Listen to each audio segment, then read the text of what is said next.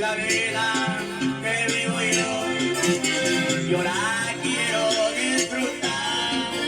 Y digan lo que me digan, a mí no me va a importar, porque el día que se me acabe, ya no volverá jamás.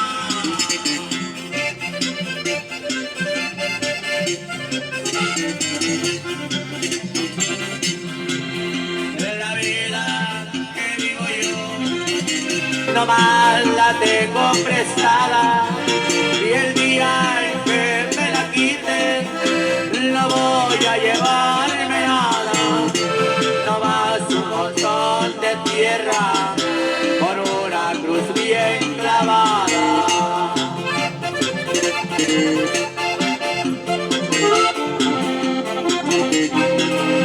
¿De qué me sirvió ser santo si a toditos por igual se nos acaba el camino y se nos llega al final?